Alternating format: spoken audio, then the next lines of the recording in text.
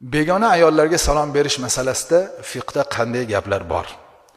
Umumiy qilib aytganda, agar ayol kishining yoshi katta bo'lsa, unga salom berishlikni hech qanday moneligi yo'q. Yoshi ulug' bir ayol, kampir, opoqi, onaxon, xola, assalomu alaykum desangiz, onaxon bilan sizning o'rtangizda hech qanday shahvoniy hayol ketmaydi.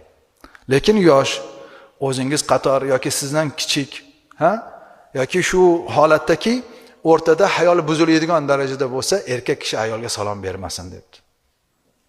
Ayol ham erkak kishiga salom bermagani yaxshi debdi. Nima uchun desa, o'rtada shu narsa paydo bo'lmasligi uchun.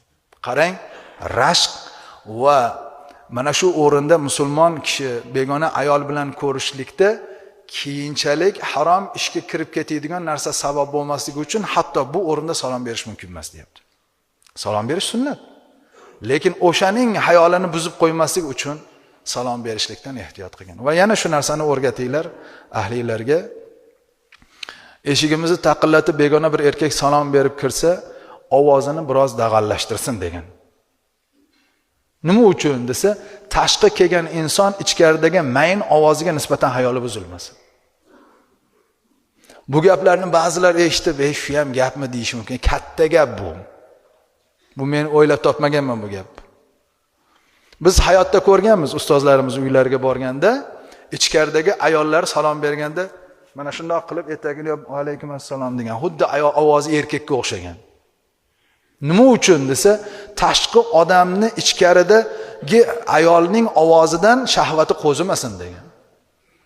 Telefonda gaplashadimi, boshqa qiladi. Endi hozir ochiqcha gapiryapti-ku ayollar endi hozir.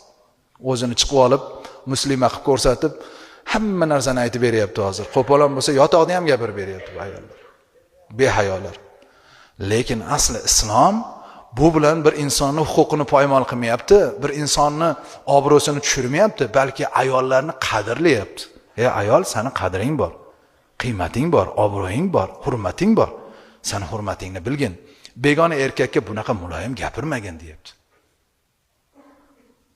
Ba'zilar shu gapni gapirsak, bu otam zamondagi gaplar, bu hozir iloji yo'q deydi. Yo'q, biz salom bermasin, gaplashmasin demaymiz.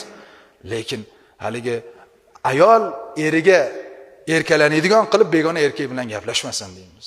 O'rtada shunday bir narsa, ertaga yana gaplashadi va oqibatda Alloh asrasin yomon yo'lga kirib ketishlik mumkin degan xavf mana shu narsani oldini oladi.